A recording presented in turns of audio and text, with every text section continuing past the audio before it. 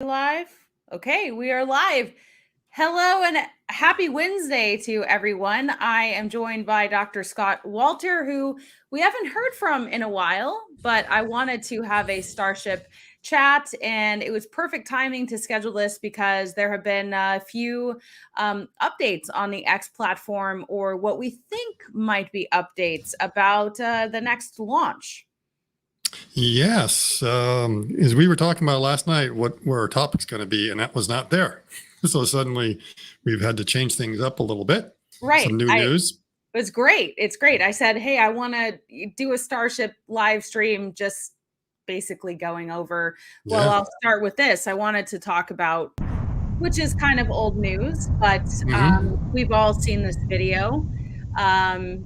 Booster 9, and now we have more updates for you. So I'll just bring up the slides and see if it plays. Okay, I got to go back to the first one.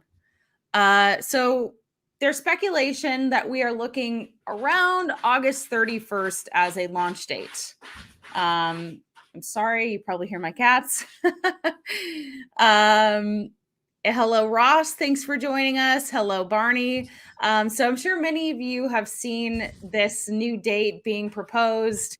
And so we wanted to kind of break down, okay, is it, because a lot of people ask me all the time, when is the next Starship launch? How can I plan my trip around it, right? So don't immediately go and plan for August 31st. Am I right, Scott? Right. I mean, the first thing I did was I checked that August actually has 31 days.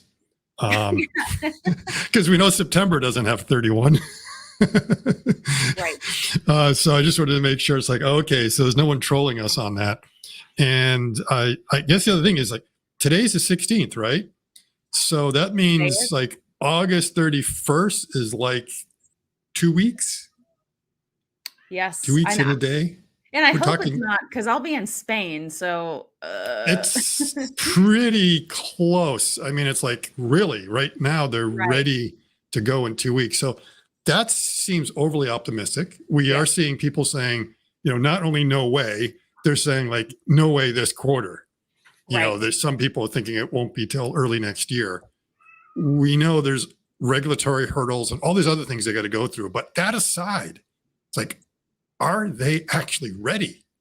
I mean, have they done all the tests? And there's more tests that have to be done between now and then. And I can't see them getting all, if everything goes perfect, maybe. But, that spin up test it wasn't the spin up. So the spin up test was okay. But the actual test of the Deludge system and the bidet didn't go the full 5 seconds. And they lost 4 engines. Yes. So and Zapban wants to know, don't they need a new static fire? Yeah. I'm pretty sure they do. I'm pretty sure they would want to, and they wouldn't want one that's absolutely flawless. So there's speculation, and we'll be getting into the bidet and how all that stuff works. But there's a lot of speculation of like, why did 4 of the engines not ignite? Well, what was the issue there? And some people are saying, well, the Deludge system worked too well and it like put them out. Most people don't think that's the case because the water wasn't really going up there. So I don't think that's the reason. I think the most authoritative one I've seen is that something with the quick disconnects failed. So, because I think they may have been like 4 engines that were all kind of connected to the same one. So that was the reason that those 4 didn't go. And of course, we know it will launch if 3 fail, but it won't launch if 4 fail. Right. So they have to make sure that they get that bug out of the system for sure. Well, and let's talk about, okay, well, why are we talking about August 31st as a date? And I'm sure many of you saw that Felix from What About It posted, he posted the wording, it's scheduled for liftoff on August 31st at the earliest. And then as you can see, he kind of makes a clarification. This does not mean we're going to see a launch on August 31st. It means that SpaceX has asked for a notice to be given out for a possible launch date. So, but this is kind of what happened overnight and where we're getting this tentative date from. And that seems a bit strange because it's just a notice to mariners. It's not the notice to aviators. So you would expect to see that as well. Right. The others, I was expecting a window, expect between the 31st of August and the 31st of September. Right. Of a potential launch, and that these are the coordinates to expect that, with more Yeah. information to follow. So that seemed really strange to me, that it's just a very precise date, unless that's just the normal way of going about business. Right. Well, not only is Felix, posting about this, Marcus House, who we all, I think, know as well, is saying first indications that we truly are in the end game of preparations for the second Starship flight have appeared. And he mapped the coordinates for the launch area and potential debris area. So just some interesting tweets that I wanted to share as, we have this discussion today. Exactly. And so that's nice that Marcus went ahead and took those coordinates and put them in. So we have kind of an idea of what they're expecting. And that's interesting. Debris field, it almost makes it to Cuba.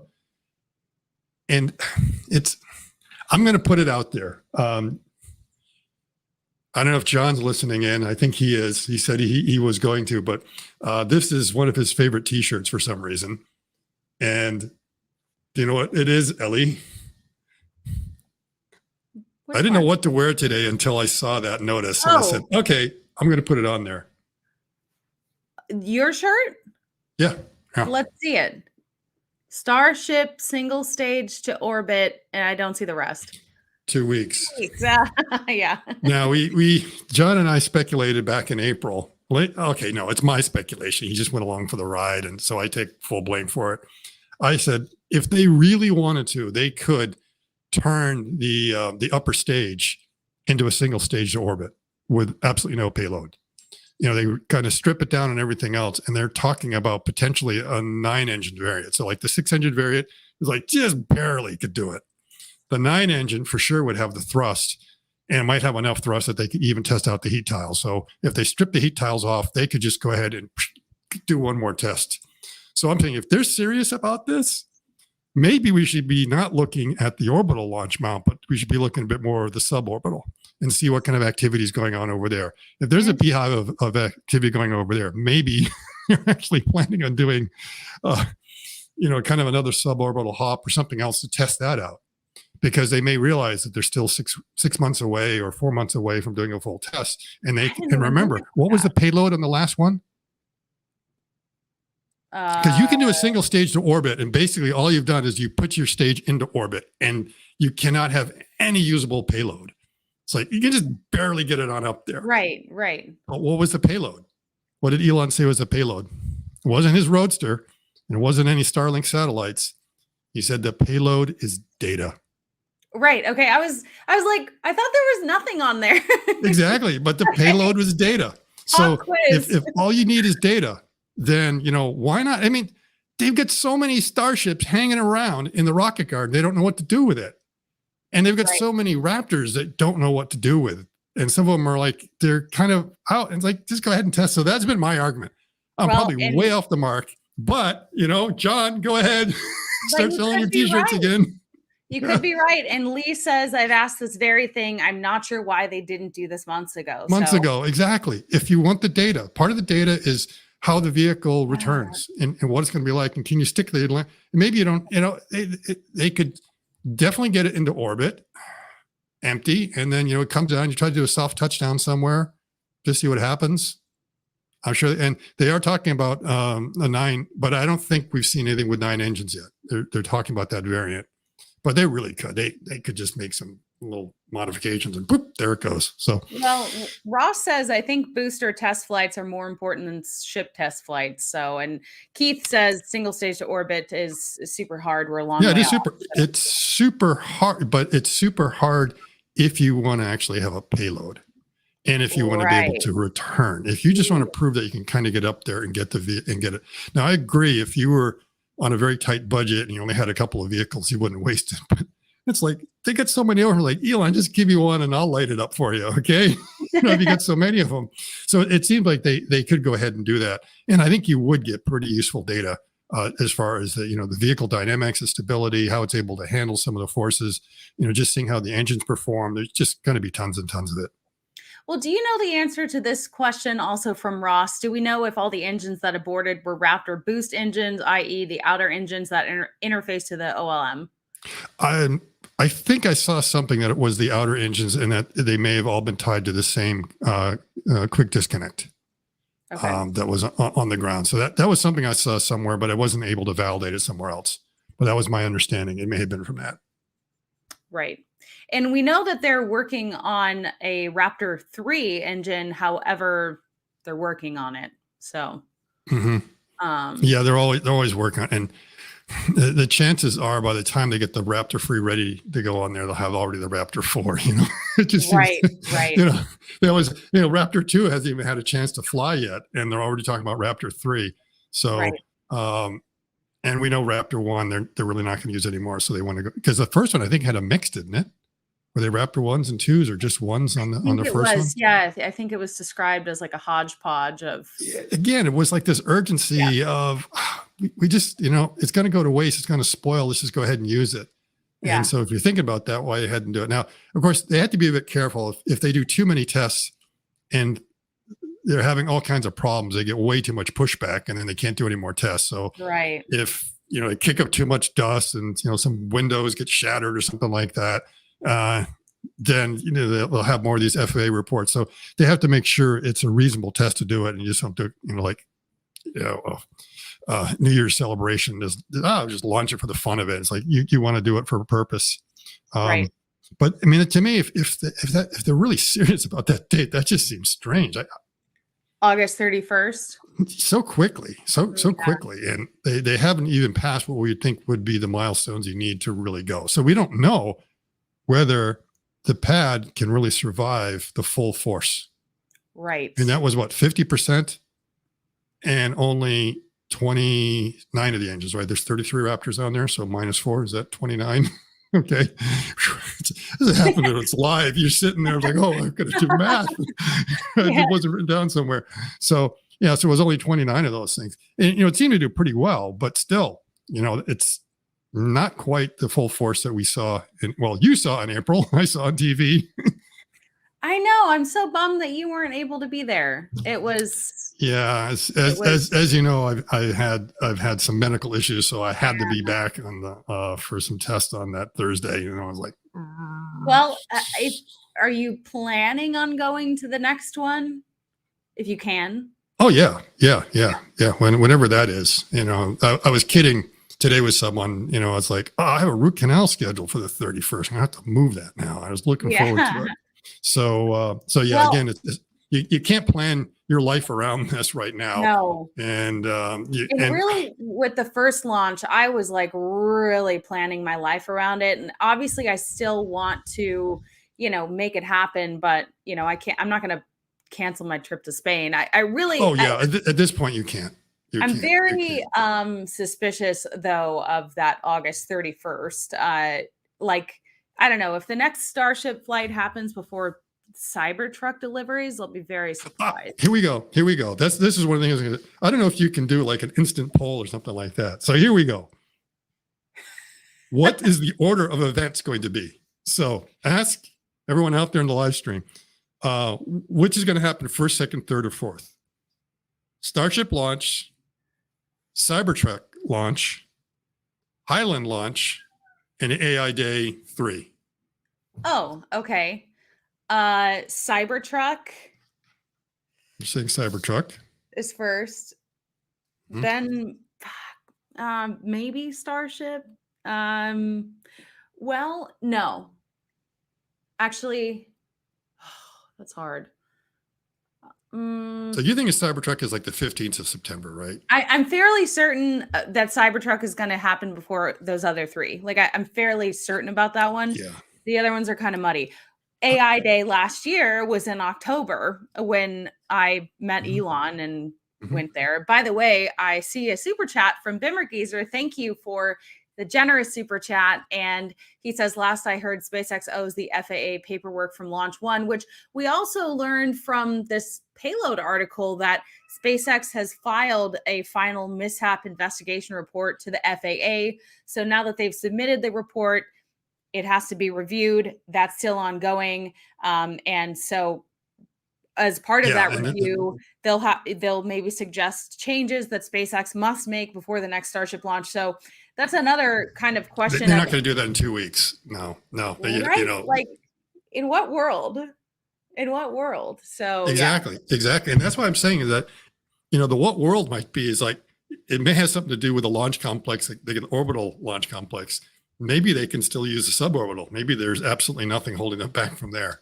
Well, But yeah, so as far as the paperwork, as far as we know, they only owed one piece of paperwork and that's been submitted. Maybe there's others. You never know. It's the government. do you hear my cat? No.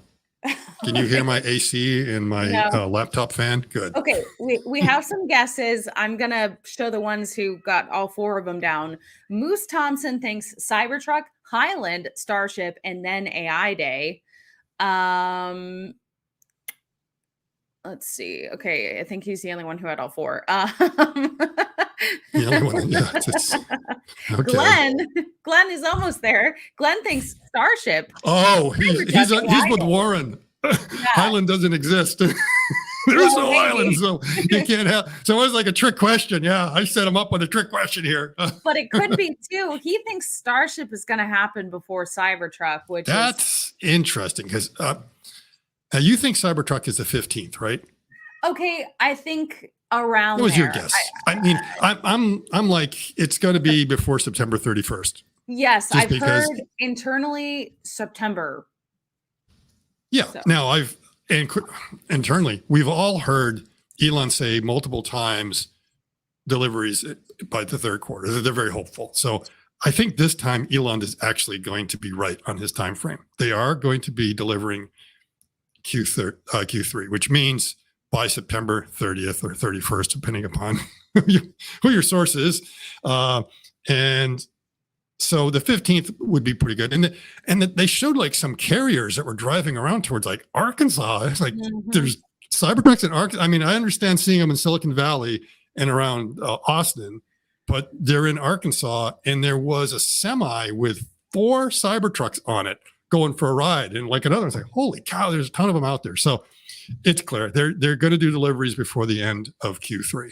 Yes. And so I think your 15th is pretty good. Well, I will say, shout out to Joe Tagmeyer, who took incredible video this morning of Cybertrucks not only being spotted, getting charged, but also like driving around, flipping a Yui. Great video. So he always goes out really early in the morning to Giga Texas. I was so curious. I just drove out there myself in my giant, conspicuous, bright, loud car, which I was like, maybe it's a bad idea.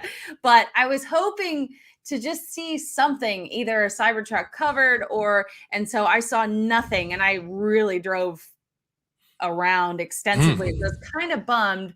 But it just, I want to commend Joe for going out there, basically, I think every other day. And he lives an hour and a half from here. So like, his patience and consistency definitely got some great footage today.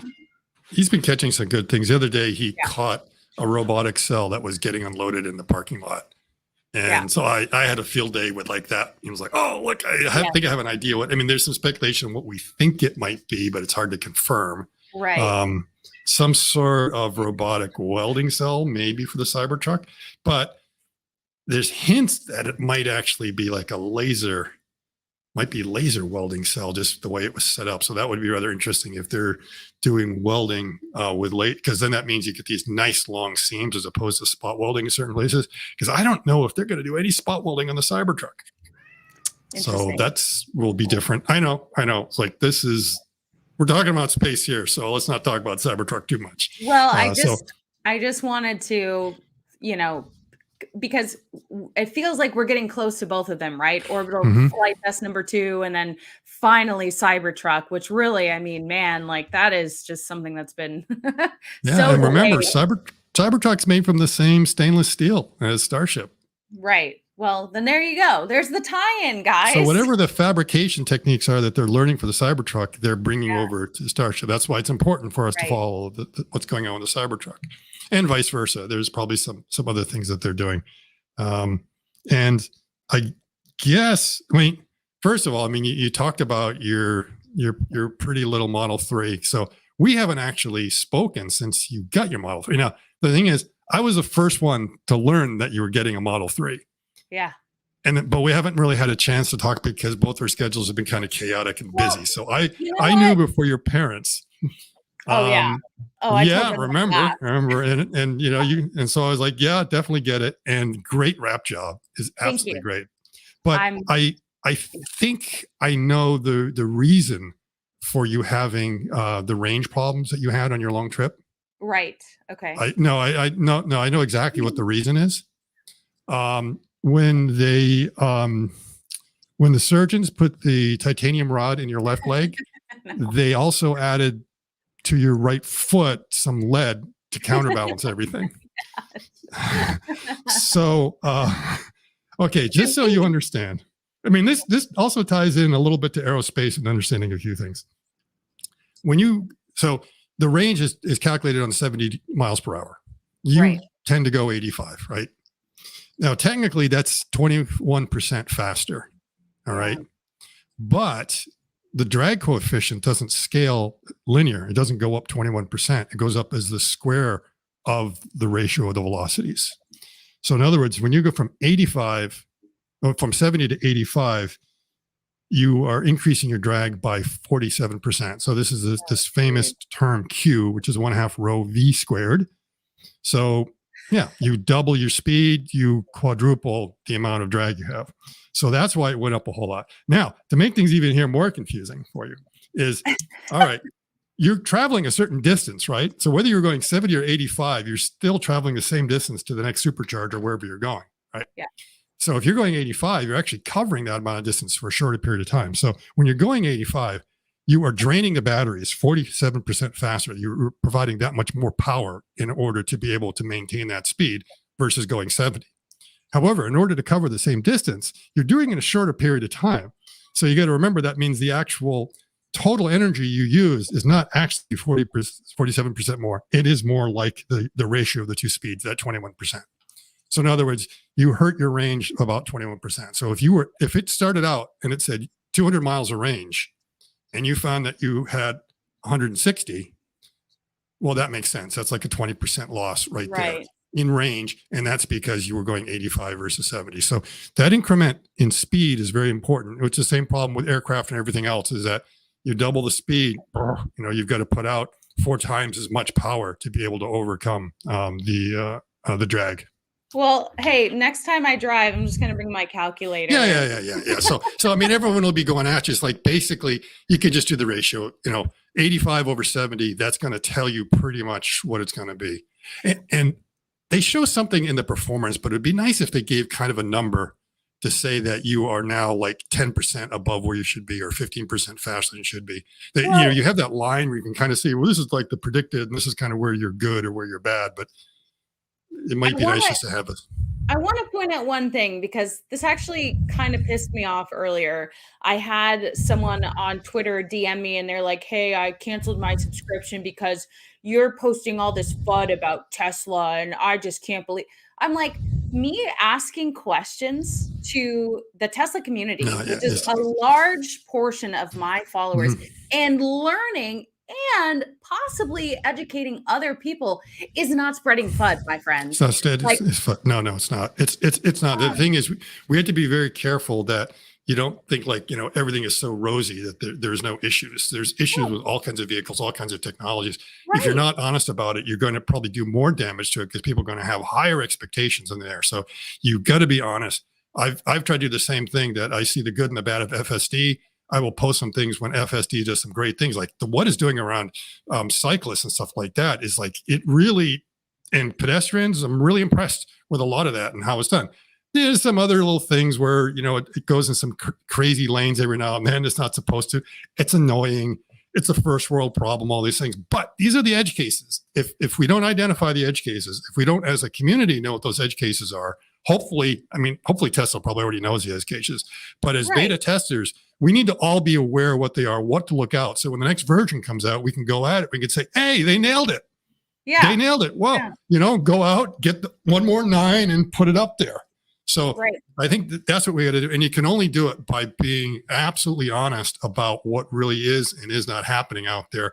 And not, I mean, there's FUD, and we have to come up with what's the opposite of FUD, where you just, really overinflate everything. So yeah, I mean, the best thing is that, EVs may not be for everyone right now. Right. You have to understand that there are people, and Corey has talked about it, is like his lifestyle, his family, he needs like a 7-seater vehicle for his family. Right. Yeah. I just wanted to, I saw a comment from Charlie. By the way, thank you for ordering my brand new Tesla sexy hoodie. So I figured that I would just share it with you really quickly. I've linked the site in the description here, but basically, yes, it is my first piece of Tesla merchandise. So if you're interested in that, I have linked it. But yeah, it frustrated me because one of the posts that I did was about, I went to Boston for 8 days, came home, and my battery went from like 65 to 11%. I didn't understand what happened. Well, it was a multitude of things: the heat, the cabin overheat protection, the Sentry mode, whatever. And so I learned something, and this post got like almost 1 million impressions. And it was like, I'm not saying like I'm learning. Okay, so now I know. We all have to learn. So yeah. It was very the first thing you have to learn is that if you're going to be parking your car somewhere, try to find some sort of cover for it. Right. So if you can be indoor parking or some sort of shade. And you have to remember to turn the overheat protection. It happened to me the first time I took it to the airport, and then I checked in like a couple hours later. And when we got to the airport, I think it was like, 75% or something like that. I look at a few hours later and it's down like 65%. What's going on here? And it's like the overheat protection was on. It's like, silly me, I should have turned it off. So I disabled it. Even though it was kind of covered, it was still, very warm to be able to do that. The other thing is the Sentry mode. And this is well known. The Sentry mode will probably drain about 1% a day when it's on. And especially in a public area where there's all sorts of movement. I mean, there's constantly cars going through. So the Sentry mode is just going crazy, recording everything. Some airports, if you're lucky, will have like a destination charger you can plug in. You'll be all right. Right. The other thing is, if you are parked outdoors, I really do recommend you get the sunshades internally, and not the cheesy ones. I've gone to Walmart and get the cheesy ones you put on there. They work a little bit. I found the ones I got from the Tesla shop. I put them in there. I put them up there, and I almost could feel the temperature go down in the car. I mean, they were that good at blocking it. And then, of course, there is the roof, which is a bit tricky because you don't want the full solid one. They have like a netted one that does a little bit. So even though it's tinted, there's still enough, and that's a pretty big area for it to come in there. All those can help. And of course, I am always looking for a tree to park near. Now in Texas, you don't have a whole lot of trees. Florida, we got palm trees. And when you park your Tesla, where are you supposed to park it? In the shade. Well, you're supposed to park it first on the ends. I mean, you kind of notice every Tesla owner, they go around, they look at them, okay, where is it? Well, at least there's only one car on one side of it. And you go over there, and there's a good chance there's a tree there. Yeah. So you probably get the shade, and you also make sure you don't have another one. Cat? Do you hear this? Does anyone else? I'm sorry. Does anyone hear my cat? He's going nuts. I don't know whether to let him in or not.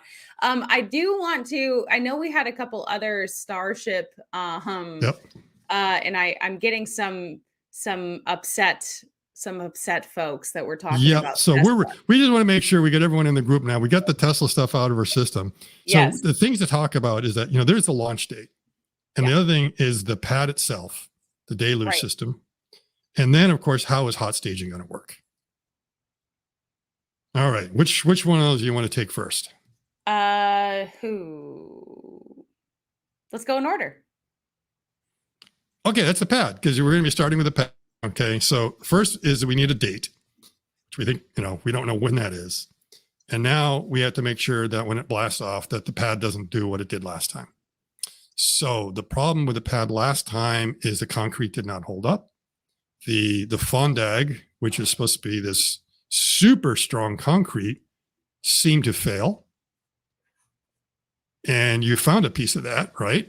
So Eric, one of my friends, sent this to me in the mail. This is not fondag, but it is a part of the pad, which is still pretty cool. And here is a chip from one of the heat tiles. So heat tiles. That is pretty Right. cool. So you've got the world's biggest blowtorch, and you've got the rock tornado that was kind of created by the whole thing, and all the concrete around there failed. Absolutely. Part of the reason the concrete failed is not so much that the concrete itself failed, but probably the ground underneath failed. And when that failed, it caused the concrete to sort of collapse on itself. And then when that happened, it just got blown all over the place. And then once you start getting that erosion, that's what makes it worse. So, when you have these areas that are prone to hurricanes, it's usually not the wind that causes all the damage. It's the debris that the wind picks up and starts throwing around at things. And so that's sort of the same thing that happened in that rock tornado. Is once those rocks got picked up and start getting thrown around, they start causing more damage, which causes more debris. It's like a Kessler syndrome on the ground, right? You get that. So those things are just going to escalate. Now, the fix to that is this idea of the bidet. And did we get a shot of that video of just the bidet running itself? Because they did that test a couple of days beforehand. I don't have that. Do you have that loaded, or should I load it? Oh, no, I don't. If you want, but Okay.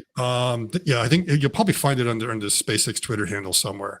So just so everyone kind of knows, is that they want to come up with some sort of deluge system. And what they do at NASA and all these other flights is they basically have like this whole river of water just come in and try to take care of the whole issue. And SpaceX is trying to do it with, let's say, a smaller amount, rather than having like this huge bathtub. What some people call a shower head, and others will just call it a bidet. And I guess the reason why they call it a bidet is that shower head comes from the top down, right? And the bidet is kind of splashing up from the bottom. So they've got this deluge system, and actually Zach Golden did a great video a couple days ago explaining that whole thing. So I suggest you go take a look at that. It's about an hour long, but it really gives them the details on how it works. Normally, these deluge systems, you would have a large water tower. You fill it up with all the water, and you use gravity to pretty much push everything down to create all the pressure, so you don't need any pumps or anything. SpaceX does not have a water tower. They have all these water tanks that are basically at ground level, and they have to then bring that over to this deluge system. So this is right underneath the booster. So we can see there's the orbital launch mount, and it's set up so when the water comes out, I want you to notice how the water isn't really designed to go up, but more horizontally. Mm-hmm. So it's not like they're trying to rapidly fill up this bathtub with lots and lots of water and have the water sitting there. Right. It's rather interesting. You think, well, wait a minute. I mean, if the whole idea of that water is there to kind of cool it, why are you trying to get rid of it so quickly? And that's the idea. It's to actually pull the heat away along with it. So as the water starts to get superheated, you just want to pull it out and replace it as quickly as you can with colder water. Now, there's a couple of things you can do. Normally, if you imagine that was like, heat tiles or something like that, or some system that you'd want to cool, you could have water running internally to keep the steel cold. So in other words, the steel can get heated up, and then internally you have all these cooling pipes with water running around in there to try to cool it down. This way, they're like, nah, rather than having the water internal, let's have the water outside. So it creates a barrier between the exhaust plume coming down and the steel before it can even get down to the steel plate to heat it up. So rather than cooling it down, let's not do it. So the other thing to look at is that even without the rocket exhaust, the water is coming out pretty well in this nice little fountain. And part of what it wants to do is redirect that exhaust plume. So the plume is coming down like this. And then the water you could have coming straight up like that. And so then they both kind of like, bam, hit themselves like that. And then what's going to happen? They're basically, you're trying to keep the exhaust plume from coming down to meeting that, in some ways to prevent the shock. Because you got to remember, that plume has enough momentum in there to lift that entire rocket. So the force of that punch is equal to like the weight of that rocket. So You're coming on down, hitting it like that. And of course, that's what broke the concrete before. So what you like to do is dull the shock. One way is to have the water come up there to try to meet that momentum. But the problem is you're just kind of coming in there like, okay, now what do we do? So what you'd like to do is that as it's coming down, not just hit it, but hit the blow the other way. So it's sort of like when someone's trying to, hit you in the nose, you try to turn out of the way to redirect the punch. So that punch is coming down and the water is trying to meet it and pull it out. Now, there's a lot of ways of being able to mitigate heat. And some people will say, Well, it's, just all going to turn to steam, right? And there already was a discussion that Marcus House started like, how much do you think this is going to turn to steam? 100%, half, 50%, none of it, what's it going to be?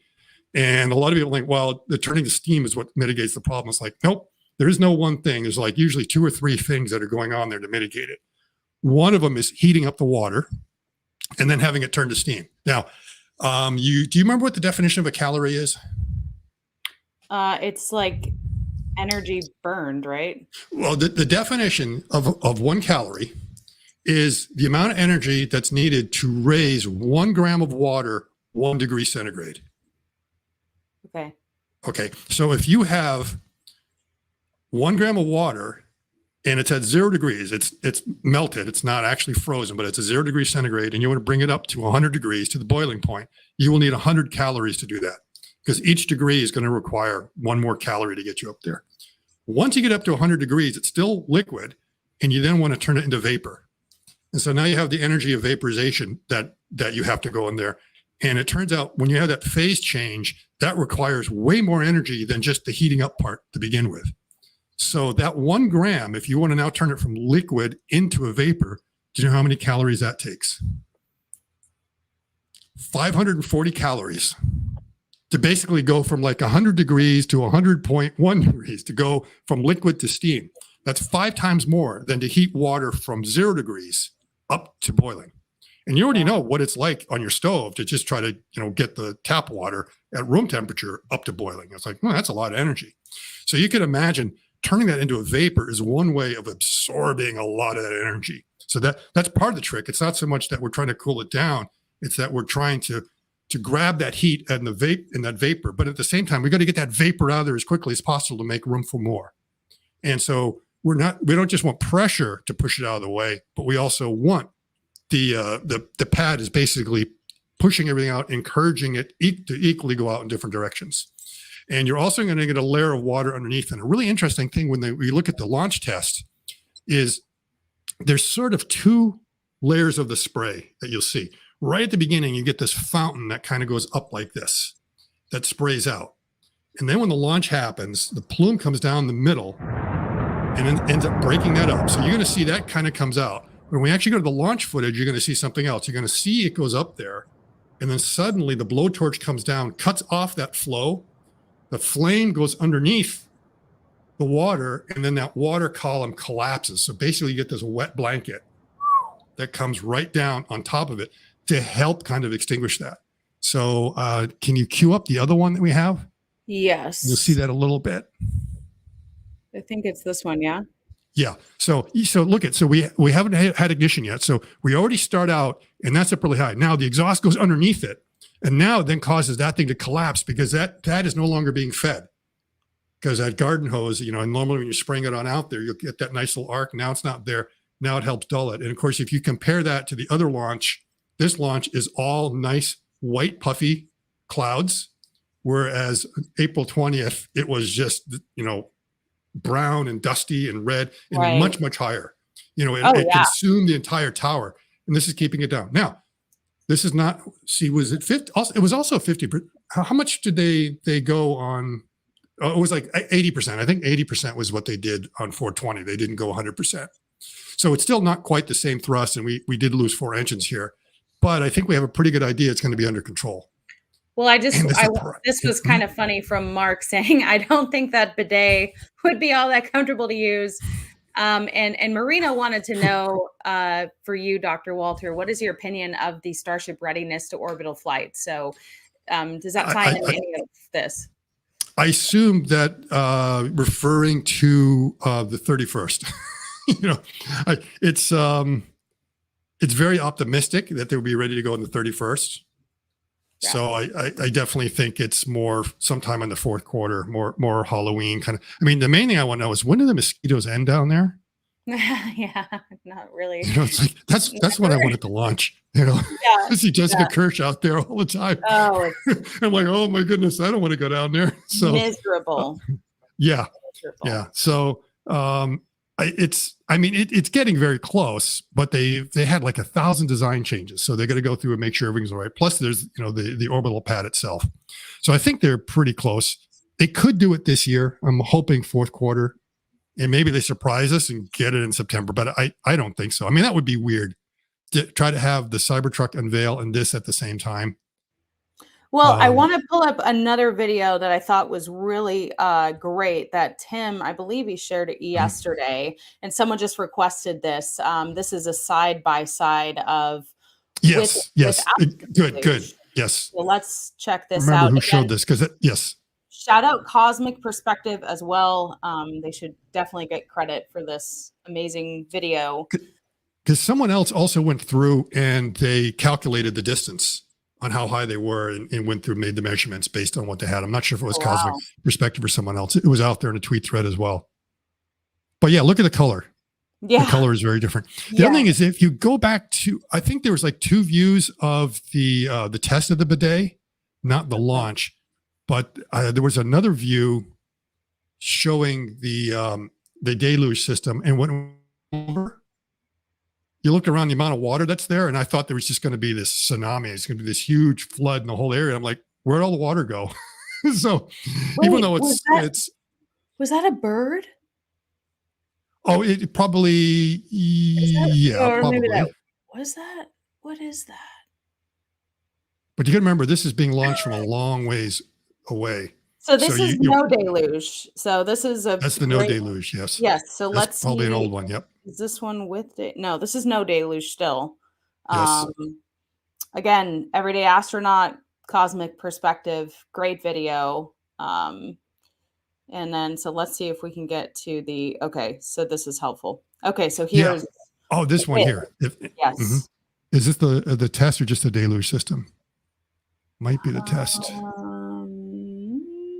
It's in slow-mo, it's hard to tell. That's cool to watch anyway. Yeah.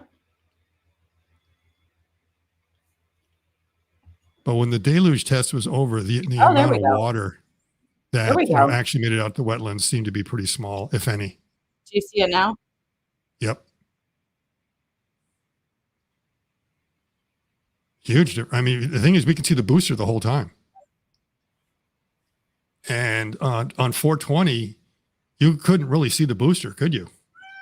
You didn't see it till it cleared the tower. So you really didn't know what was going on. It was like the longest wait ever. It was nuts, right? I'm on the roof of Margaritaville, and it felt just like you just saw this, like this big cloud, and it's like, what happened? Like what's going on? So that was kind of nuts. So the big question is, of course, how much of that is turning into steam? How much is basically, kind of vapor versus steam? Because you can make a lot of water vapor. Doesn't necessarily mean it's in steam. It's just water droplets, more or less like when you take a nebulizer and just by using ultrasound, you just kind of cause it to kind of go up around. And so it's kind of evaporating, but not necessarily going into steam. So you might have a lot of that, which also helps kind of dull the impact of everything coming out. And remember, you've only got a couple. I think it's pretty much over in 10 seconds. You've got the deluge system is going to start like a second or two before ignition. Ignition is about 3 seconds, and then they release the clamps, and then you get liftoff. And I think it's going to be like a 1.5, maybe even more eventually thrust to weight ratio. So that thing's going to jump off the pad. By the time it clears the tower, it's like, you almost don't have to worry about any sort of cooling or anything at that point. So you're probably within 10, 12 seconds max that you really have to worry about this big blowtorch. Certainly it's like more like the first 5 or 6 seconds, because it's 3 seconds when it's held down, and then 3 seconds was just starting to move. And at that point, it's like getting better and better and better. And then finally it's pretty much over with. So that's going to, I think, help things a lot, which is going to be good. It looks like it's going to be pretty successful. What's interesting is, again, look at Zach Golden's videos. They have a lot of these water tanks, and the water they have to actually truck in. So this is what slows them down. They have some wells around there, but the wells cannot really pump out that much water. And they may eventually get a desalinization. So they are bringing in water from the outside. And you do want clean water, because you don't want salt water in there or any minerals, all this stuff, because it could just gunk up the system. So they really have to make sure it's potable water. It's not just any old water. Look at who is in. Why is my mouse not working? Thank you for the shout out. Wow, there's Zach. All right. Starbase is watching this. Zach, I watched this last night because I knew these questions were going to come up and I had to get educated. And I had you on my watch later for like about a week, procrastinating because all these other things were kind of coming in. I finally sat down, looked at it. It was absolutely brilliant. Everyone should look at it. Yep. The graphics are fantastic. The presentation is fantastic. The explanation is fantastic. Let me you have link the clean water that's got to go in there. The tanks that have to be filled up. Now, Zach can probably tell me because I can't remember off the top of my head. Is it 350,000 gallons or 750? It's somewhere around there. It's less than 1 million gallons, but it's like several 100,000 gallons of water that you need to get in there. And they use nitrogen tanks to actually push the water through. So they're not using pumps, but it's pressurized water that gets pushed through the whole system. To me, which is odd because, I would say just build a big water tower and just let gravity do the whole thing. And, there must be some Army Corps of Engineers or something like that. Said, no, you can't build a big water tower. For some reason, they don't want a big water tower. Maybe Zach can explain better. And he's like, is there an advantage to not having a water tower? It just seemed to be a heck of a lot easier. Yeah, Zach, if you want to join the chat, I'll send you a link. Absolutely. I'd love to check because this is great. This is it's and there's also some strange other piping in there that you kind of look at and go, what are they doing for? And he's able to explain, oh, yeah, that's simply to purge the system of the air that's going to be blowing on out. And if you look at these, you'll get an idea of kind of what's going on in the launch sequence to sort of know where you're in there. So yeah, I would definitely watch it because when you go to watch it live, you can be like the know-it-all there and says, oh yeah, this is going on. This is why that's happening over there because I watched that Golden's video. Well, so. I sent him a link if he cares to hop on. And he also says 369,000 gallons. Okay. How could I not remember? I thought it was 375 or something, but 369. Okay. I should be able to remember that. 369, that's easy because it's powers of 3. He says, not sure why they didn't go with a water shower. I think it was all about the speed of the install. Also, with a water tower, you can't modulate the hydrostatic pressure. Yeah. Water tower is what he means. Yeah, the water tower. Yeah, so with the water tower, yeah, pretty much the pressure is like you get what you have and it just starts to go down. I'm not, I guess there could be reasons. It's just a question what you want. Now, when Zach, when you talk about like a water shower, you're talking about like just kind of going straight up versus going out. Because my speculation is the reason it's going out like a bidet rather than up is that they really want to pull everything out. And it's sort of like you're getting a little bit of momentum going up and a little bit going out. And they want to, when it impinges with it, almost like try to pull the exhaust plume out with it. So it might have a little bit to do with momentum as well. Do you know the answer to this? How long I think it takes a day or two. Zach knows. He has that because I think they have to, it's like maybe at least three or 4 trucks that have to come in. Okay. And they usually have them ready. And there's a couple of sources that he said he found, someone found exactly where the sources are that they get the water. So, one place in Brownsville, one place somewhere else, and they just fill them up and they got to truck them in. Yeah. Yes. It's one of many bottleneck. Yeah. it's a lot of bottles of waters. That's one of many bottlenecks. So whenever they have a scrub, you got to replenish the water and you got to replenish all the other consumables. So you're not only going to need the water for the deluge system, you're going to need the nitrogen for the deluge system. Then you're going to need nitrogen for the purging the rest of the system that's in there. And then all the other gases you need for that. And then as well as the fuel and all that other stuff. So I think it takes at least 48 hours to cycle. So if they have a scrub, then there's a problem. Help me encourage Zach to use his phone. He says, I don't have my camera set up, but he might come in. So, but he does say, he has added, we haven't figured out how many water tankers it takes to fill them up, unfortunately. Okay, I guess, do we have an idea of how much water a water tanker is able to hold? And if we know it's 369, we maybe can do the math. Well, you could do the math. But I just don't know. I was like, I don't know. And usually when you see, well, those were pretty big water tankers that they showed coming in. Usually the water tankers you see for like filling up someone's swimming pool. And those look like the size of your normal fuel oil kind of truck, which is about, okay, so how much, and we're not talking Olympic size swimming pool. We're talking a backyard swimming pool. How many gallons are they? 7,000? I don't know. I can't. Probably takes a lot. We have more, Zach, please use your phone. So if If Zach is still listening, come hop on. So, The other thing I do want to say, some people said, poor kitty, my kitty sounds hungry. I'm locking him out because when I let him in, he jumps on the desk, he knocks stuff over the camera. First of all, he's not hungry, he's overweight. So just please don't give me crap about my cat. Let's see. So the idea of launching every hour. you're overfeeding your cat, Ellie.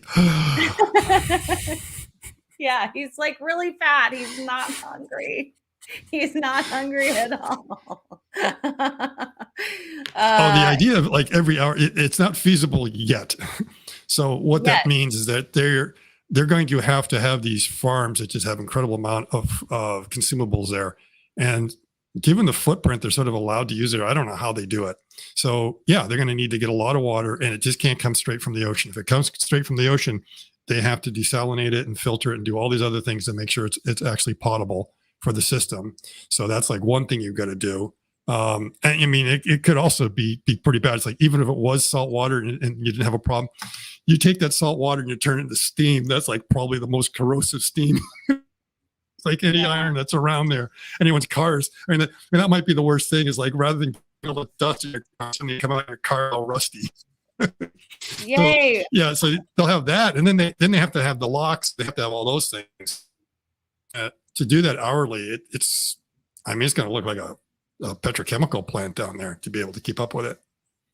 Yeah. For some reason, your service is getting a little, I don't know, is my service getting spotty or? Hopefully not. Let me go ahead and look. I mean, talking, because I am famously using Starlink. And, you look quite pixelated. So maybe something is happening right now that my. No. Software update for my Starlink. No. I'm not touching that right now. Last thing I need to do. Yeah, I just had like a quick droppage there for like a couple of seconds. That's probably why I should be back on there. Now, connect up to the satellite. And sometimes I will drop out on the connection up to the satellite because there's like big thunderstorm and a lot of rain, and the communication to go through that much water.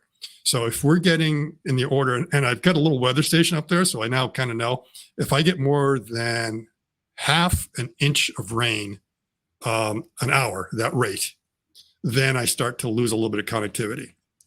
But it's not raining here. And what I'm looking at right now is it hits the satellite, then it's got to go down and hit someplace in Georgia, which is where my downlink is. Yeah. It's possible that they could be having some activity over there, which is preventing the satellites from being able to communicate to the ground station. And that's what I'm seeing right now. Is I'm not having problems seeing my satellite. My satellite's having a problem seeing the ground right now. When I did my live stream with Dr. Know-It-All on Monday, he was having issues with the weather there, and he cut out for a little bit. So yeah, he lost power, and I guess I think he just plain lost power, and maybe his router went down or something like that. I don't know if he lost him because he's not using Starlink. Famously, they won't give it to him. I will say, on back order. Elon tweeted today saying Tesla and SpaceX, Starlink doing our best to be helpful to Hawaii. So once again, we have another, natural disaster going on, and Starlink and also Tesla are doing what they can. And I'm assuming that might be something like a megapack. I'm not sure. I would almost think like for disaster relief, you'd want to somehow have some megapacks or some smaller versions of megapacks that you could almost set up. I was hoping he would go into more specifics, but he did not. So we can only guess. Oops, it cut out again. Uh-oh. Okay, yeah. So yeah, if you put it in a ship, it takes a while, and then I don't know if you can put it on, a cargo aircraft. That thing is also pretty heavy. So hopefully it would be deployable. Yeah, I'm sure they can, but I just don't know whether like a FedEx could handle something like that, or whether it would have to be the U.S. Air Force. Right. Well, we're still waiting for, fingers crossed, Zach to hop on. However, this is something I should bring up. Melody says, glad to see you on the Tesla Time news this week. So yeah, it was, I'm excited that Zach and Jesse want to have me as a regular segment every week to talk about updates in the SpaceX world. And so I'm really excited to do that, because obviously having exposure on a channel as big as theirs is Theirs is helpful. huge. That Yeah. is absolutely great. Yeah. So congratulations on that. Oh, the other thing I want to say is not only congratulations on that, but about a week ago, you sent a little video to Gary and me on the progress. Yes. And it's like, you're not walking, you're running, you're dancing. And both Gary and I are like, and then we looked at some of that you had shown us a little bit earlier in the progress. It is amazing. It is amazing. Really, I mean, are you at like 80, 90% of where you think you were? I think 80 is still a little much, but I would say, well, in terms of strength, I'm not at 80%. However, like I don't see a limp anymore. I actually tested out running in a parking lot today and I was shocked. So yeah, I've been making, I'm at a point where at the gym now I'm like lifting weight and stacking weight and really working on getting the legs strong. My endurance has improved. On one of my trips, I did over 7 miles of walking in one day, which is like great for, yeah. Oops, you're cutting out again. You're getting spotty. Uh-oh. I think you cut out. I'm back. I'm back. Okay. Do you guys still have me? Oh, it's cutting out. No. Well, you still got me if for what it's worth. Yeah, I'm having a few little issues here. Okay. So you're 100% of like a normal person. You're just not 100% of Ellie. You wouldn't notice it. You wouldn't notice it. I don't think you notice it at all. Yeah. So, but you where you were was like you're 20% above what most people could do as far as the rock climbing and everything else. Dude, what are you doing? I'm just letting him in because he's being. Now the other thing is that everyone's talking about the next launch, and when that next launch comes, it's going to be a very different flight profile. Very different flight profile. Let's talk about it. And that is the hot staging. So the first one. It was really hard to tell in the first launch whether the Starship was what it was doing, whether it was intentional or not, because the way it was supposed to do the staging, remember, it was supposed to do this weird flip maneuver to go ahead and do the staging. And now they've changed it completely. So the first question, of course, is why were they doing that weird flip maneuver in the first place? And why are they not doing it? It's like, well, the reason why they're not doing it is like no rocket does that. It's the first one, and they were trying to solve a problem with that. It's like, well, what was the problem they're trying to solve if everyone else is able to do it? And the problem is this thing called Ullage. And what is Ullage? Well, if you look at this bottle that I have right here, you see it's filled with liquid, but you see there's a little bit of empty space up in here. So when you're filling those things up, you always have like a little bit of extra that's in there. And if my rocket, let's say this is where my rocket engine is, then obviously if I turn it around there, then my rocket engine is able to get fed with the fluid and I don't have to worry about this up here. The problem is when you go into 0G, or let's say a weightless kind of configuration, this can flip around and that the air that's in here can come down there. And now suddenly when you try to feed your engines, you're feeding it air and you're not feeding it fuel. The reason why this goes down here is because gravity is dropping everything down. Now, I don't know if anyone has seen it. It's a lot of physicists like doing it. I think if you look on like Stephen Colbert and Brian Greene, he did a demonstration a few years ago of taking a Coke can and putting a couple of holes in it. And when it's sitting there, you're just seeing all the water spraying out. Right. And as soon as you release it and it goes down, the water stops spraying. The reason it stops spraying is because the water is falling with the bottle, and there's no reason for the water to come out until it stops, and then it will do that. So when you're thrusting, at the point that you're thrusting up there, everything in here is feeling the effects of gravity. It's feeling the effects of that acceleration. And hopefully I'm not cutting out there again. Okay, so you're feeling the effects of that, which pushes everything down into your piping, your system, and you don't get any bubbles or anything else in there. As soon as you stop thrusting, now everything is weightless and these things go up. Now actually gets a little bit worse because everything's on a ballistic trajectory. Everything is going together. And so everything should stay together the way it was. The problem is the external skin is still exposed a little bit to the atmosphere. It's feeling a little bit of drag. So it's actually being pushed down this way, whereas as far as the water is concerned, it wants to keep on going on the ballistic trajectory. And so what ends up happening is these bubbles form and now you can't ignite your engines and everything else. So they have these things called Ullage motors to try to combat that problem. So before you can light them up. Now, the first stage is very easy to start because first it's on the ground, and all of the stuff you need to start it, you can leave on the ground. So you can spin up the turbines in your engines and get the fuel in there, make sure everything is going. Your starters, boom, you make sure it's going. And when we looked at the Saturn V and KSC, we saw that there was a difference between the first and second stage. And the big difference with the second stage is that the second stage has to light, on the way to orbit. Right. It's not lighting on the ground. So the startup sequence they had that was a little bit different. They had to have these helium tanks and everything else to spin up the turbines and make sure it's down there. And the most important thing is the ullage. Now, somewhere in I have a picture, because I think everyone has seen the iconic image of the Saturn V staging, where they have that camera that was mounted in the second stage, looking down during the staging sequence, and you see the ring falling off. I've got some images of it.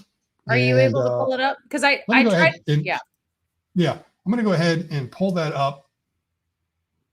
Slideshow here. Let's see if I can do it from the beginning here. And apparently you guys like seeing my cat. He is very happy that he got let into the office. So he's like literally drooling all over me.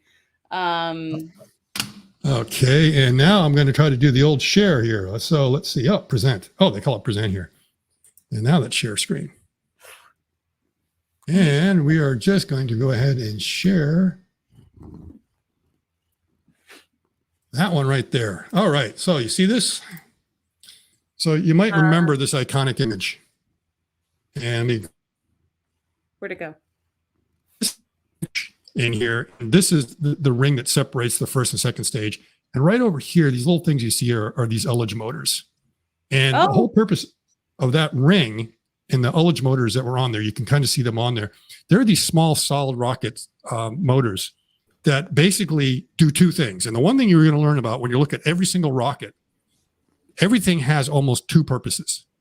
So the first thing those Ullage motors do is they will cause the separation between the first and second stage. They basically push it away because they need something to push it away. But as it's pushing it away, because it's getting a little bit of acceleration on the second stage, you get rid of that Ullage problem. And now whoop, all the fluid is pushed down to the bottom. And now those engines can spin up and they go. And then as soon as they're up and going, they then get rid of that ring. And why do they get rid of that ring? I don't know. Let's ask our guest. Because you don't need it anymore. There's no reason to carry that excess mass to orbit.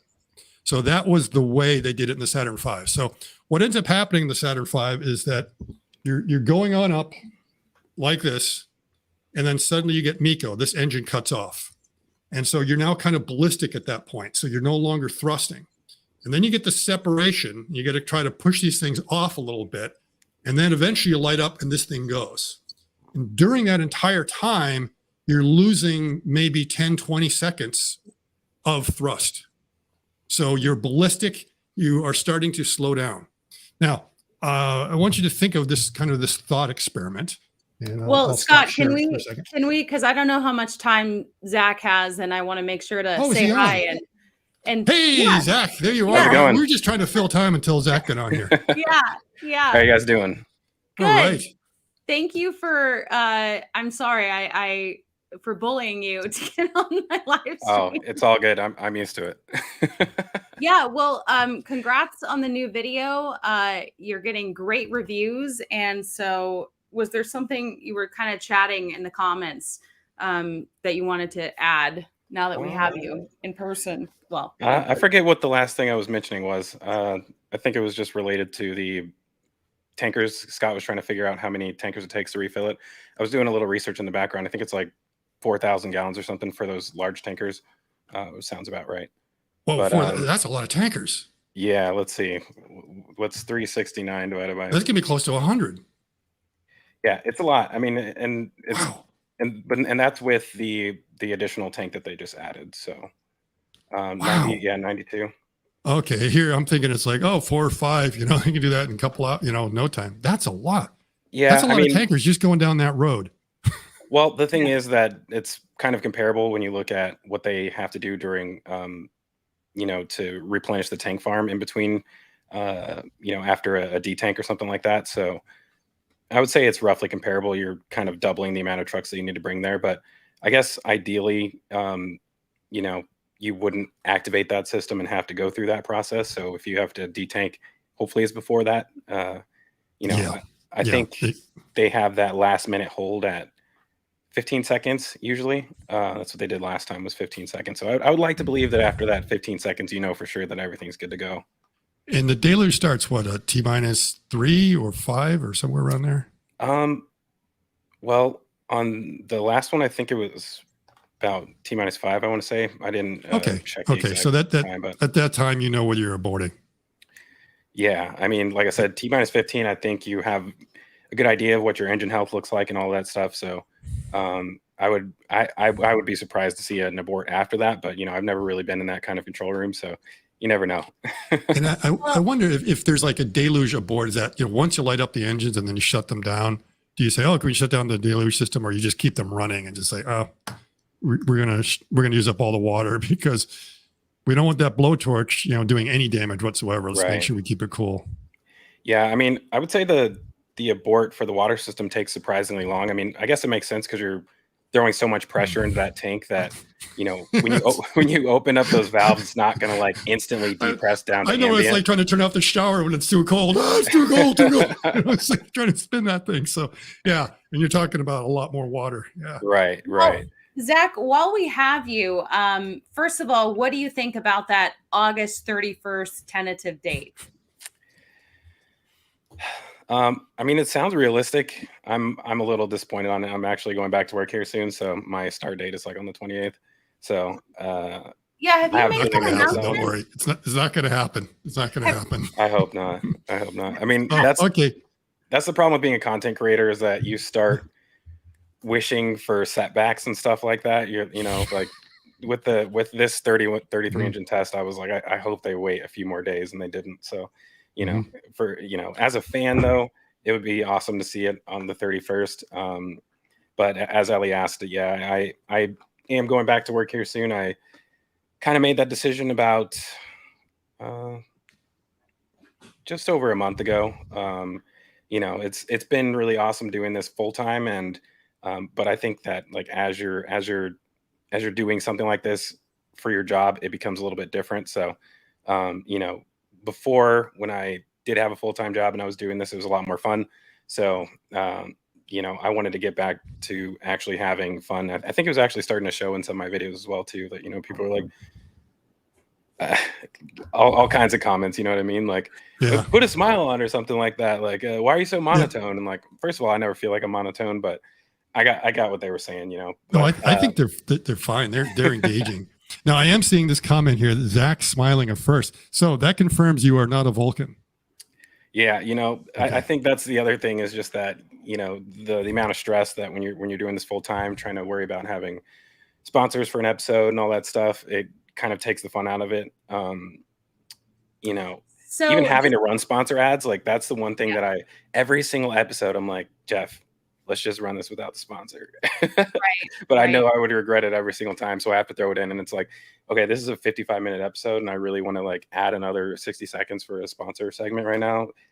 Uh, I'm not a fan of that, but you I know, do want to say that, behind the scenes, we've talked a couple times about just the reality of being a content creator and how it actually is a lot more stressful than you would expect and kind of isolating. So, yeah, I didn't know if you had made this announcement yet about your change of plans here, but a little bit. Like I vaguely mentioned it at the end of the video. You know, I'm supposed to do a video for my patrons here soon and explain all that stuff. But the good news is I'm not, you know, ending the channel, so that's good. It's just gonna yeah.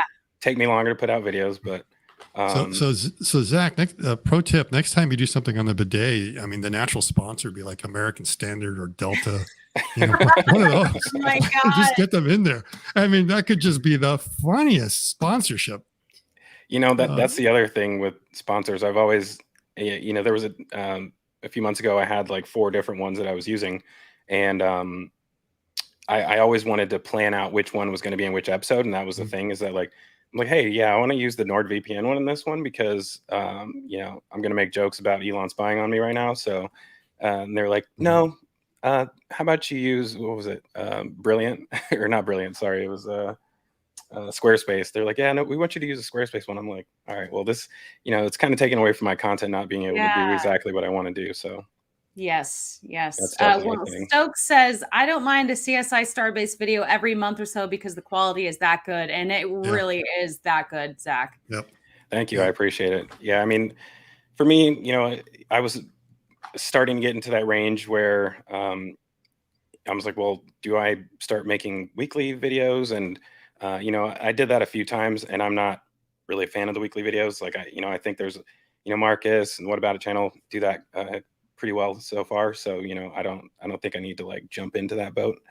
Cause I'm friends with them. I don't feel like being competitors. I feel like doing something vastly different than what they're doing. So Right. I like to keep it that way. Well, do you think you'll be able to make it to the next launch? Not if it's on the 31st. And I mean, I hope it's I hope it's after that. So, my work schedule is going to be 2 weeks on, 2 weeks off, which is actually perfect. It's kind of tiring for sure, like working 12-hour shifts and whatnot. But I'd been doing that for like 4 years before this anyways. So, it's really like a 50-50 chance that I'll make it, literally. Well, Al is hoping that you'll have more time for Alien Space collabs. So you're not see. working out on any of the rigs in the Gulf of Mexico, are you? No, I'm in West Texas. Oh, yeah, okay. So, I mean, you should try to get out in the Gulf of Mexico. That way you won't miss the launch. Wait, I thought you were. It's like, I'm getting it coming overhead. I thought you were in Chicago. Well, I live in Chicago, but I'll be working in Texas, so fly back and forth for work every 2 weeks. What? You're gonna fly for work? Well, that's crazy. Initially, when I was living in Colorado, I was driving back and forth, and that's a lot of driving. That's, I mean, I don't mind driving, but the thing is, like in that industry, you can't have, you have to keep a clean driving record.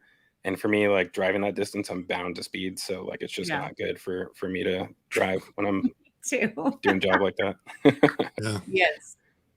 Oh, wow. Matter of fact, I actually had like you were there when I got pulled over I was there on the bridge in South Padre. Yeah. As I was reapplying for this job, that was like one of the things I was thinking of. I was like, dang it, how fast was I going? Yeah, 20 miles over is like a disqualifier. So luckily I think I was like 19 over. So West Texas. So are you going to be close to like Blue Origin, Van Horn area at all? Or I'll be in Odessa, so I'm not sure how close that is to Odessa.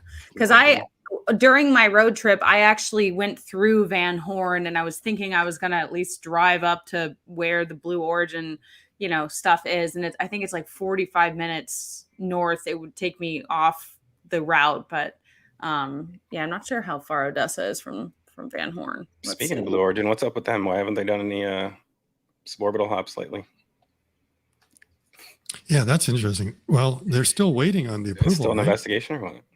Yeah, I think the investigation is still going on. It's been what, 11 months since the last one? Yeah. That's rather interesting. It's taken that. I don't see why it would be that long, but they must have their reasons. Yeah, somebody actually asked me recently. They were like, "How come you never cover Blue Origin?" I'm like, "Yeah, well, what is there to cover?" Well, and keep in mind too, I just did a whole exclusive tour of Relativity Space. It still hasn't hit 10,000 views. Wow. Yeah. So YouTube is YouTube is like super hit and miss these days. It's really weird. Like I think my first video that crossed 200 was 3 episodes ago, and I was like arguably one of the most boring ones when you're just talking about the foundation of the launch mount. So I was kind of surprised about that. And then you put out one where you think is going to be super good. Like I put the one out from after the integrated flight test, and that one didn't do as well. But it was also like 3 or 4 weeks after it happened. So, Well, I guess my point is that you talk about Blue Origin, what's going on there. I'm talking about Relativity. I just don't think there's as much interest. It's like we can go out of our way to cover other companies than SpaceX, but there just isn't as much interest, is what I found, truthfully. So, I think that SpaceX kind of drives the interest in those other companies. You know, I would say that Marcus and Felix do a really good job at educating, and even Everyday Astronaut too, and you as well, like actually going out there and doing tours and stuff like that, making people aware that those companies even exist. Like that's a huge service. But I think that like the only reason that people are even coming across that stuff is because they're primarily interested in Starship, and then they just so Right. happen to learn about other companies in the process. So this Pete says Blue Who. I did a tour of Blue Origin. Actually, I wasn't able to film it. Obviously, they wouldn't let me. But I feel like even if I did, I just don't think it would get that much interest. I could be wrong, but Zach, or I mean Daniel wants to know, Zach, what type of job are you in or going back to? So I was a field engineer for an oil and gas company. So we were like I said, I did that for about 4 years. Sometimes it's weird for me to like even mention that I'm in the oil and gas industry because a lot of people like are super against that stuff. And you know, I'm an environmentalist as well. But in the time that I've been working there, I've just seen us make like drastic changes as far as like trying to become cleaner and more energy efficient in the operations that we do. So that's the one job that I've ever had where I was like, you know, loved every minute of it. You know, as Ali was saying, doing this is kind of isolating sometimes. Like I do have my team that I talk to regularly, but you know, in that job, you know, we're all wearing headsets and there's 15 guys that you're around 12 hours a day. And it's like, kind of like being on an adult playground sometimes. You know, there's just jokes flying back and forth all day long. And, you know, it's good socializing that I enjoyed. And I was honestly just really good at my job. So I missed it. You know, I left that job for a different industry. I don't know if I should share that one, but yeah, you know, I was working in Chicago in a different industry. And as cool as that was, you know, the entire time I was still missing where I had previously left. So, well, and to tell you the truth, that's part of the reason why I'm doing this live stream today, because I understand the wanting to socialize and having coworkers, and I had that same camaraderie in a newsroom that I don't have anymore. Do I want to go back to news and make no money to have that again? Not necessarily, but like, you know, there's pros and cons to both types. So I understand missing having people to interact with all day. Yeah. Here's a question for both of you guys from Marina. When do you think Starship is going to be ready to land on the moon without and with a crew? Okay, so we're talking about the HLS. Well, NASA seems to think they're behind schedule from where their expectations were. Yeah. And I think it's the old blame game that it's like, well, they're behind on all these other things, and it's a lot easier to point the finger somewhere else. So they're probably a little bit behind that. And it seems to be one of the biggest challenges to everything is going to be, how do you get out of Earth orbit? So like it's going to get up to Earth orbit and they're going to need these fuel depots. Mm-hmm. And that's kind of an unknown. And that's also going to require the cadence to be able to get the fuel up there to get them back on up. So to me, that seems to be the biggest bottleneck.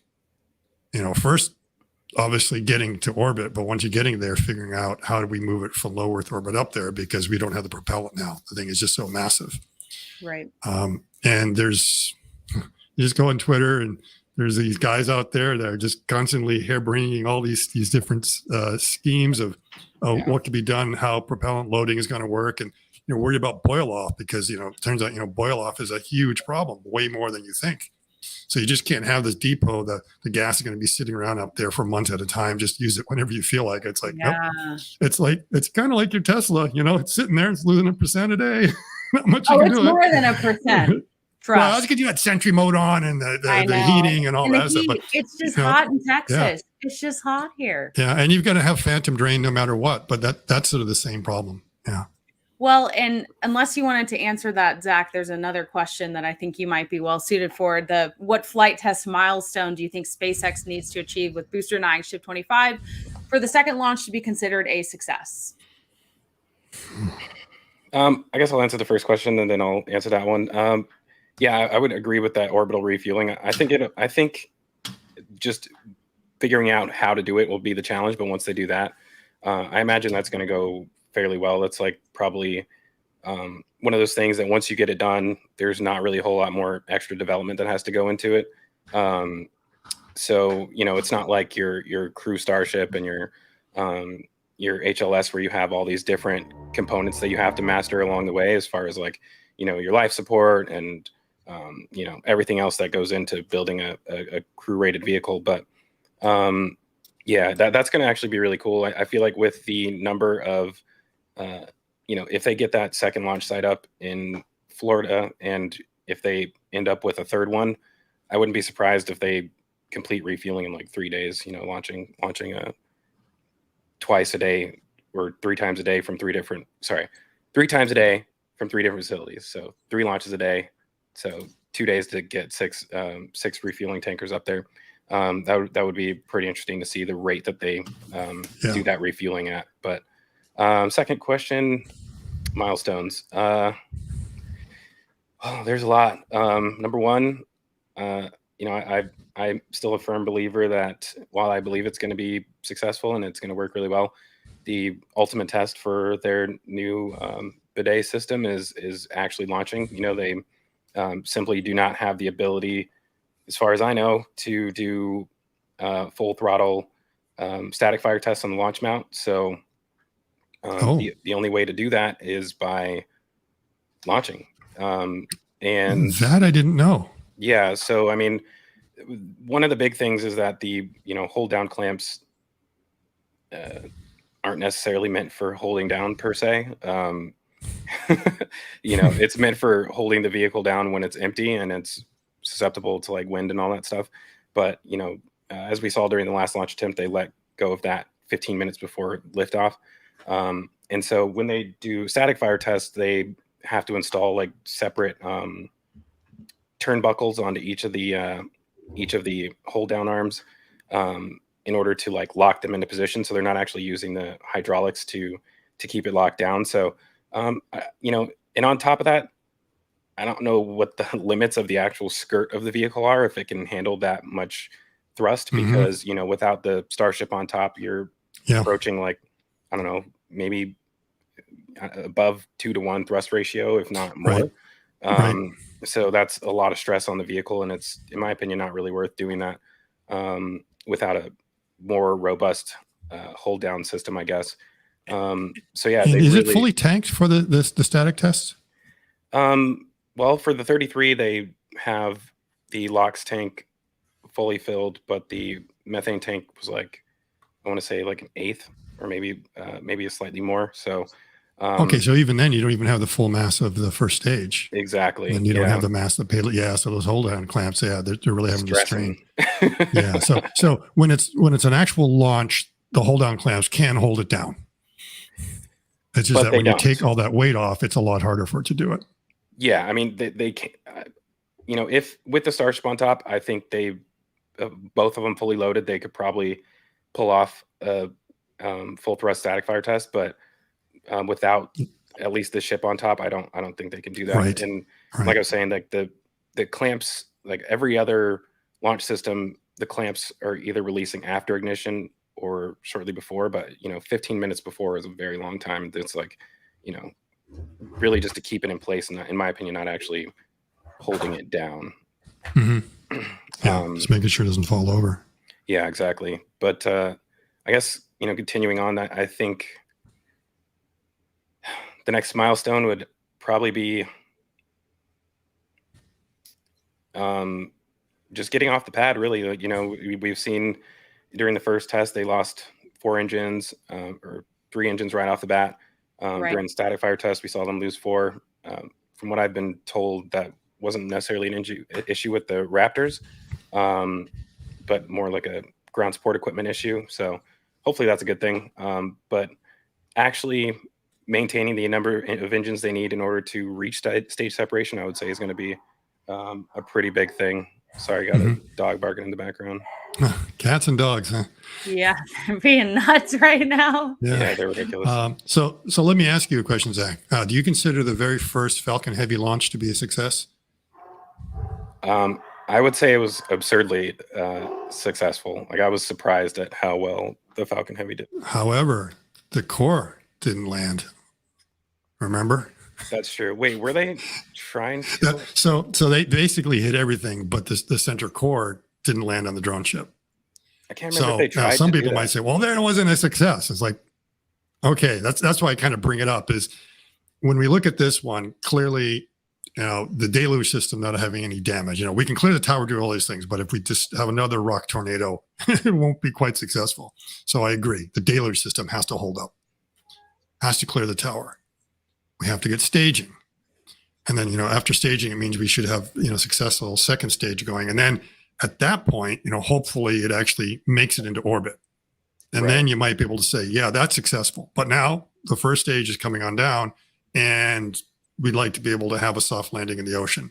If it screws up at that point, does that mean, wasn't successful? Now we know the headlines will say, disaster at sea or something like that. And then, whether, we get into orbit, but then something happens, it's not able to deorbit or it comes apart in orbit or something like that. So there are all these milestones. From my standpoint, if they are able to get into orbit, that's a success. And then of course, anything else after that is absolute gravy. Yeah, for sure. I would say that's a big one as well too. I really hope they are able to pull that off on this next launch. I feel like there's so many new things that they're incorporating that it makes the possibility of success a little bit lower. But I don't know if anybody's going to be able to pull it off. It's definitely SpaceX. And I think to say, Zupfan, it's like basically stage separation would be good enough. I think if they get stage separation, I'm pretty sure they make it into orbit at that point. It's like, there could be little things that go wrong, but once you're past stage separation, I'm pretty sure the Starship will then be able to get itself successfully into an orbit. And then while I have you here, Zach, you're the one who clued me into this about Slick 50. Mm-hmm. Ross wants to know, are there any details of which launch providers are planning to use the proposed U.S. Space Force Slick 50 launch pad that is supposedly going to be developed in Florida, as spotted by Zach and reported by Ellie on X? Don't think any of us know. Yeah, it's tough to tell. We have our speculations, but given what I know about what it takes to get things approved at KSC, I feel like it's almost better to not speculate on that one because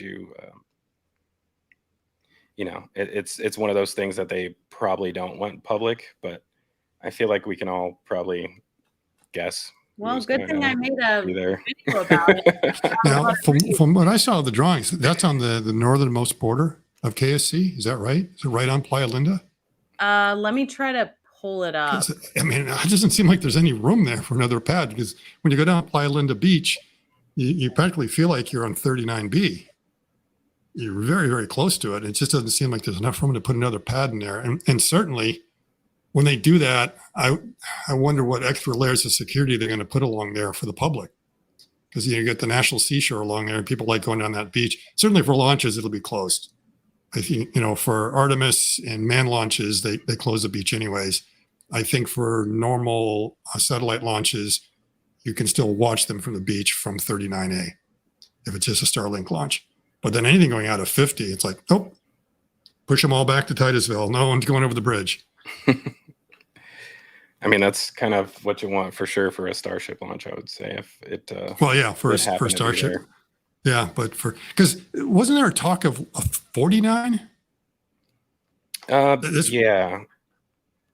not sure what the status 49 on that to the north. is. So 50 is going to be the cell. Okay, so that's what the clarification is there. Because when I heard 50, I thought, well, wait a minute. I remember hearing talks of a 49, and then of course there was the idea of a 39C. There was originally supposed to be a 39C, which sounds like is where 49 is going to go.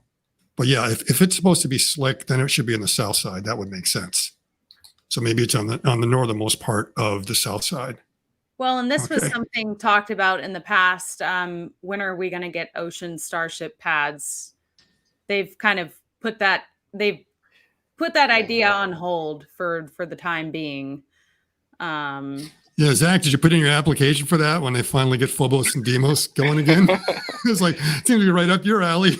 I mean, if there was one project there that I would want to work on, that would probably be it. I think, honestly, that was one thing I was waiting on for the longest time. I mean, Stage 0 at, on land is really awesome, but I would really love to see the way they do that on a barge if they ever end up doing it. But do you think they will? I feel like inevitably they will have to. I see. What about you? In order to reach the ultimate launch cadence that they're expecting to have, I feel like they're going to have to do some sort of seed launches.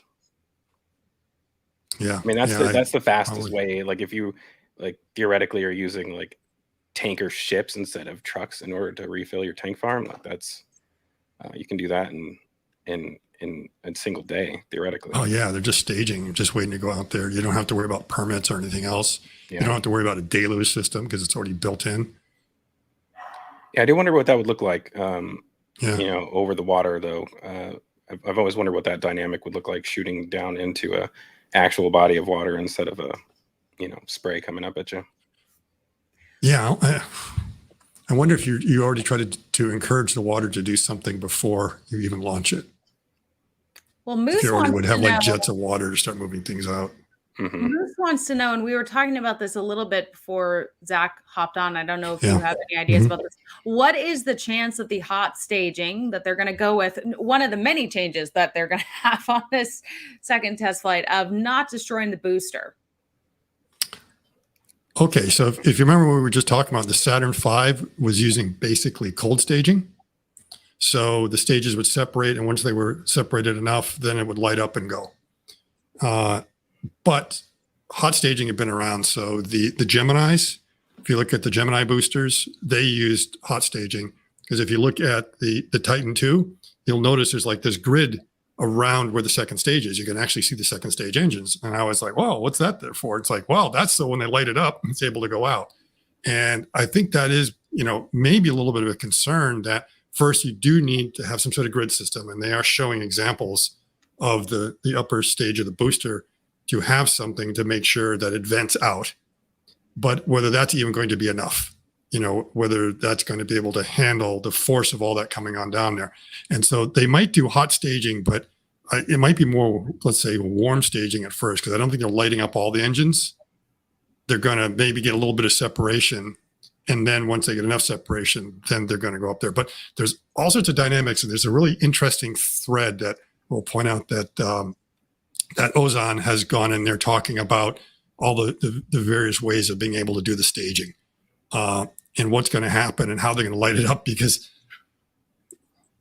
the point of the hot staging is to try to take care of a problem that they kind of caused on their own, I guess.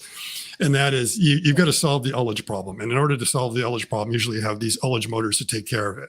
But the whole thing is wait a minute, that's an extra part. Let's get rid of the part. But now you get rid of the part, you get rid of the process. It's there. And you're trying to fix it another way. And so the hot staging is trying to solve that problem. So Elon says is always thrust. And so as you're going up, you don't have to worry about the Ullage problem. Never stop thrusting. So the idea is the first stage keeps thrusting and then this thing thrusts. Now, there's a bunch of issues that they kind of have with that is that as soon as you get the separation, because at the point of separation, the upper stage now weighs significantly more than the first stage. The first stage is almost empty. And you're kind of pushing it along to make sure you have enough to be able to start it up and that you don't have an Ullage issue. But as soon as you get some sort of separation, now suddenly the first stage booster is very light. And if you don't throttle back quick enough, then suddenly it's going to want to accelerate because it's much lighter. Now, there's also a dynamic that the plume is impinging on here and kind of pushing off on it at the same time. So no one really knows what they're going to be doing. So they do know that they're going to only have 3 Raptors at that point. So rather than having all of them, they will have shut all of them down and they will have enough basically to do kind of an Ullage burn and to push it. But the only way they can get the separation is because the Ullage for the second stage is basically coming from the first stage. But usually those Ullage motors are used to do the separation. So now you're going to light these guys up to kind of get you that little bit of separation. And then when you're doing it, kind of make sure that this one backs off enough. The thing is, they're not sure they want to shut down the first stage booster. So you could say, as soon as you get the separation, just shut down the first stage booster. It's going to drop off. Everything's fine. well, the problem is we want to do a boost back burn. Okay, this guy's falling, and now suddenly it's like, oh, how do we take care of the ullage for the fact that we need to now get a boost back burn? So it's not clear whether when they do that, whether they still want to keep one of those burning, so they don't have to do a startup, and then they can just go ahead and do the boost back and come back. So there's a lot of things that are going on there. For the first one, I don't think they're going to worry about it, but it's a concern because remember what the problem was with, I think it was the second Falcon 1 launch. Ellie, you remember. Why did that fail? I know that it failed. I don't remember exactly. Oh, it collided with the skirt? It collided. It separated. The separation wasn't quite right. The first stage came back up and bumped it. Yikes. Okay. Yikes. Yes. So you don't want that. They want to make sure that does not happen. So they've got to get that down right. And so they may try to take the easy route first and not worry about fancy backflips and back burns and everything else and what they're going to have. It's going to have to restart in 0G anyway, because the whole idea is it's going to be going on up on a ballistic trajectory and finally come down and have to do a reentry burn. So I think they have other, the autonomous pressurization, stuff like that might be things that they use. But usually when it's falling through the atmosphere, I think you are getting the ullage taken care of by the fact that the drag is slowing everything down. It's kind of forcing everything to come in there. But when you're going up like this, you can't light it. When it starts to come down, it'll kind of take care of itself. So there'll be little things like that to take care of. Then, now the question is that why do you want, I think they said they'll get maybe 10% improvement in payload by doing the hot staging versus the traditional way. And the big question is like, wow, how could you get that much? I mean, why do you want to not, what did Elon say? Don't stop thrusting? Never stop thrusting. Never stop thrusting. Okay, he's right. All right. So think about what's going on. So the best way to understand engineering is to look at an extreme example because it will inform you about the normal thing that you're doing. So imagine I'm launching this thing and I get up and I'm 10 miles up or something like that. And we cut off the first stage booster. Now, why do I light the second stage right away? Why not just kind of go up there, let this thing drop off, and let this thing continue to coast? Because if the first stage booster of the Falcon, I think, ends up about like 100 kilometers before it starts to fall back down. So that means the second stage, if you don't light it, that second stage is going to keep on going up, and it's going to be up at 100 kilometers. It's like, well, why don't we light it there? Let's wait till we get to the apogee and then light it there and not waste all the fuel kind of going on up there. Because it seems like it would make more sense to launch from Denver, Colorado, right, than from the Cape, because you're like a mile closer to space, aren't you? So why do you have to do that? And it's like it has nothing to do with it, because when you get up there, the problem is when you're 100 kilometers up there, you now have zero velocity. You're falling, and what's not important is the altitude. What's important is the orbital velocity.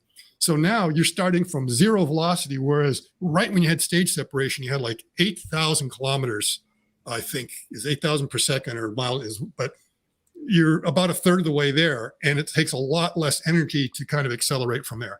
So those 10, 15, 30 seconds that you're missing of kind of going up there is actually inefficient. You want to continue. You don't want to wait till you're a little bit higher. So the idea is like, it's not a good idea when you're up here. It's also not a good idea when you're here or here or here and here. So you can kind of bring it on down there and say, well, we can tolerate a little bit of that because it's the practicality of the situation. But ideally, as soon as we cut this thing off, and of course, ideally, we don't want 3. We want all 33 of those guys running right to the last instant and then boom, go ahead and get rid of that. But that's impractical at that point. So it's more not full hot staging, let's call it warm staging, because there is a little bit of back off on the thrust before you go ahead and go. Yeah, I would say it's going to be interesting to see whether or not the booster survives that. I mean, with the extra dome that they have on top, I mean, they'll have to burn through that first in order to penetrate through the actual methane tank. So I think if anything, the ring may not be reusable. So we'll see how that works out. And, that may not be a huge deal. I mean, if you have essentially your inner stage is the one thing that's not reusable, I feel like that's, you're 99% reusable at that point or something like that, So replacing something like that probably wouldn't be as big of a deal. But as far as like rapid reusability, that definitely would have an effect. The ring section might last okay. And the thing to remember is that they're only using 3 Raptors, and there's probably I going think to they're be going to 3 do all Raptors 6. on the separation. I Mm-hmm. thought they were going to just do 3 in the separation at maybe 50%. And then once they get past enough, then go ahead and go. So they might do the separation with a little bit less and then push back. But yeah, maybe it is all 6. In which case, yeah, you really are pushing. The other thing is, I guess they could put some ablative surface up there. And it doesn't have to be like a normal heat shield, because you're just talking about for a very small period of time, just a couple of seconds that's kind of going on there. So they probably could put some kind of consumable that you just kind of spray on and get back down. First thing you do is like strip off some of it and put it on there, and that would be it. So there may be some ways to mitigate that.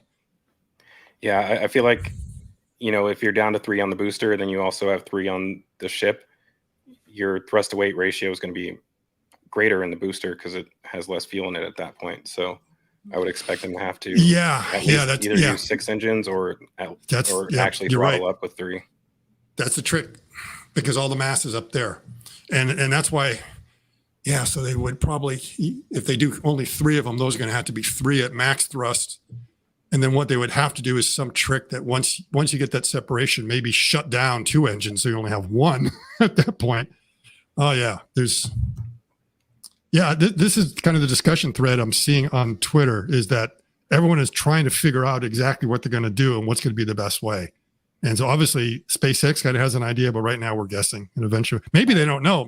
Maybe they're going out to Twitter right now and saying, what ideas are these guys coming up with? Let's try that scenario and this scenario. Is there anything else, Zach? I don't want to hold you up too long. I'm not sure if you have a video to edit or. No, I don't. I don't, but I'm preparing to go back to Denver, and Blue Angels are coming here. I think tomorrow. Nice. Tomorrow, so I went and rented a new lens because I only have a 2 to 600. I don't have a 75, like an intermediate lens. So I went to rent one. So I'm gonna mess around with that for a little bit here. Nice. Go back to Denver. Are you moving? No, I'm just. Okay. I haven't been home in like 8 months. So. Wow. Okay. Yeah, I don't take much time off, so now finally get some. Yeah, I feel like that's much deserved. Is there anything else you wanted to add? I just don't want to keep you too long. That to the conversation about Starship. I don't know. I've been a little bit one-track minded lately, just with trying to get that episode out. Haven't paid attention to a lot of the new stuff that's been going on, other than what's happening at the build site, which is getting pretty crazy if you ask me. I think lots of huge important changes going on there. I mean, yeah, you posted some stuff today, something about an inner lining. Let me see if well, yeah, they're in the process of taking down the first 2 fabrication tents, and by the looks of it, the mid bay, they're abandoning that as well too. So I think a few weeks ago, or I think it was last week, suggested that they were clearing out the ring yard so that they could build another mega bay. That turned out to be wrong, because they were just trying to clear space for this crane. However, now they're clearing out the mid bay. They're all of the they have a bunch of shipping containers that are behind it. They're moving all of that stuff away. Everything that was in the mid bay is moved outside. So from my point of view, it looks like the days for that short bay are numbered. And I don't know. I mean, with that huge crane that they have on site, it is partially owned by SpaceX, and I just imagine that they want to keep it working instead of just sitting around like it was at KSC. So given that they're going to have a little bit of time before they can actually go finish out construction of those bays in KSC, I think that we're going to probably see another mega bay start here as soon as the second one is completed. So it's going to be interesting. It's going to be, because they already have 2 for boosters now, but they really need to. You would think you need more of them for ships than boosters. So, it really makes sense to have a larger manufacturing facility for boosters. And with the rate that the Star Factory is going to be outputting, ring sections, you're definitely going to need more stacking capability. So it's going to be really interesting to see what they do here in the coming months. Awesome. Excited for the future. Yeah, I'm excited too. I'm hoping that I can go back on that same roof because it was such a good. I'm curious, are you gonna watch from the same spot that you did, Zach? I haven't decided if I make it down there. I'm I don't know. I felt like I was too close last time. Like it was a really awesome spot, Really? but yeah, I mean, I was at Raptor Roost. Yeah, you were definitely too close. Yeah, I mean, as soon as it took off, I was like, okay, yeah, we're too close. You know, because first of all, like I could zoom in on it with my camera and see all the details. So I was like, okay, that's crazy. Like I'm That's close. supposed Yeah. to be, yeah, you know, I'm pretty far away. The fact that I can fit both this, you know, fit them square into my camera like this is not a good sign. And then, you know, I went to my first launch ever was Falcon Heavy, and you know, I was 14 and a half miles away from that. And it took forever for that sound to get to me. And I, you know, even though it was so long ago, like I still remember how long it took, and it got to me It's a so fast. minute or more. Yeah, it got to me so fast. I think it was like I feel like I heard it just as it started clearing the pad is when I heard it, and I was like, holy crap. Like Oh wow, that's like 10 seconds. Yeah. Yeah. So you're way too 2 close. miles. You're right at 2 miles. Well, we were at 4.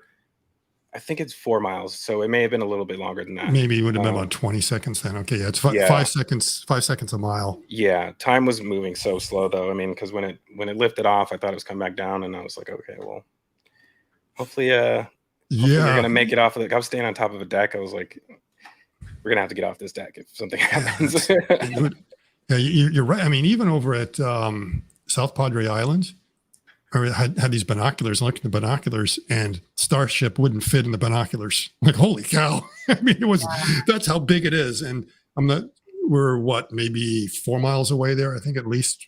Mhm. Also 4 or 5 miles away. So you would have been closer. Ellie, do you know what was it? What is the distance from South Padre to there? It's a little bit more. Maybe it's 6 miles. About 6, yeah. Yeah, it's about 6 miles. But to think that it's so big that your 30x binoculars are too powerful. Oh, You need yeah. something a little bit smaller to actually get the whole thing in there. Barney wants to know, will you guys all meet up for the next launch if we can all make it? Really depends Absolutely. on when the hell the Absolutely. launch is. Absolutely. We know what it is. I'm going to try my best to be there, as long as I don't have anything that's interfering.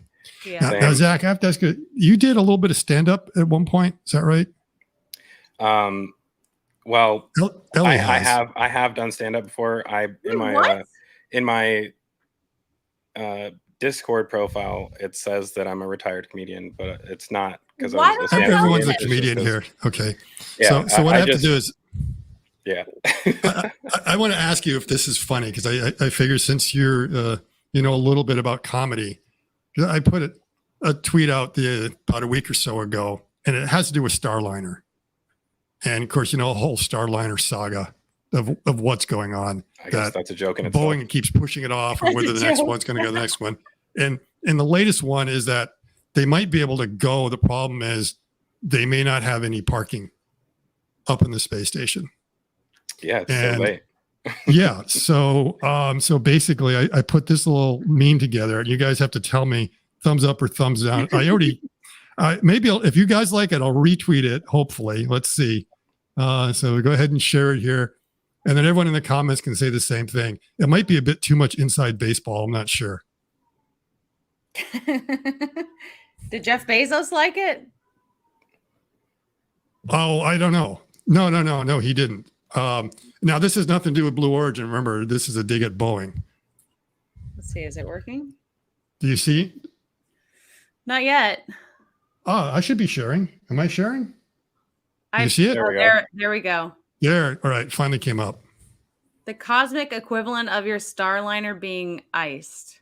Ice dragoned. Yes. So there's Six no dragons. parking up at the International Space Station because the dragons are taking up all the parking spaces. Can they? There's only 2, or there are 3. There's 3. Yeah, there's 3, but you know the Tesla superchargers usually have an 8. It's a meme. Come on, Zach. Yeah, I mean, it's gonna be interesting to see how they coordinate all that. I'm surprised that they will even have room to like fit them into the schedule, truthfully. But Yeah. yeah, I mean, if they can even get on the schedule by being able to launch, we'll see how that goes. Yeah. That's an actual problem. Yeah. Alan says, Did I sorry. unshare? I think I unshared. Okay, good. Alan says, Exactly. way too much explaining required. Yeah, she's my baseball joke is never funny if you have to explain it. Yeah. That's why I got like less than 1,000 views and no likes. Yeah. Okay. Well, you tried. It's all right. You tried. I tried. Okay. That's all that counts. I liked A it. for effort. Yeah, but Okay. you didn't laugh, Zach. I did. Did you? I didn't hear you. I didn't know you did stand-up comedy. Well, like I said, I've only done it a few times, but I consider myself a lot funnier in person than, you know, Than in on my stage? episodes and on the streams. Like some of my, yeah, I try to keep it like semi-professional on Twitter and, my videos. Very rarely will you actually see me be myself on Twitter. Last night was one of them. There was some back and forth with a super Sympathy skeptic, chuckle. Okay. super Starship hater. So, Who? yeah, I don't know if you know some of the like other YouTube channels that make their whole thing about like hating on Starship. Is it that common sense skeptic? Yeah. I blocked him like ages ago because he was like, you need to do an interview with me because otherwise you're a biased journalist. And he just was always shit talking me. Like, no, I'm not gonna Yeah. no more negativity, please. Yeah, he got some interesting responses from me yesterday, so Yeah. that was fun. Oh, well, that's why I didn't see it because he's blocked with a capital B. I've been exercising that block option a lot more lately because some people are really pissing me off. I usually don't use it too much. I get some negative stuff, but it doesn't bother me a whole lot. And I don't know. I think that's kind of one of the things people want you to do is block them. So I don't like to give people what they want in that regard. I You see. just mute them. They don't even know it. And Exactly. Yeah. Well, cool. Well, wow. I can't believe it's been almost 2 hours. yeah, thanks, Zach. It's kind of, Crazy. made it a real party here that bit more Yeah, interesting. It's great to hear your perspective. Looked over at my YouTube and I saw Ellie live, so I figured I would hop in the chat, and then as soon as I did, you mentioned the episode. So well, I do Glad to. appreciate it. I do appreciate it. And definitely watch that episode. I did put a link to it, but CSI Starbase does amazing work and will continue to do amazing work. Just maybe it'll take longer.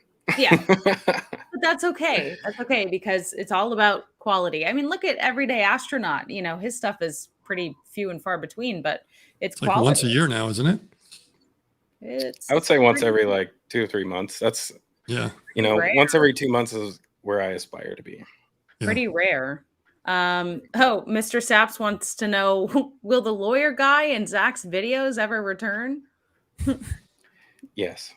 Yeah, like I said, that's part of the thing about like being able to have more fun with it. Like I still enjoyed it, everything I do, but as far as like having the actual fun while I'm doing it, I was always like rushing to get things out, so I kind of had to chill out on some of the skits I was doing. But well, I do want to say, because I've been full-time for over a year now, and you obviously were full-time for how long? At least a few months, right?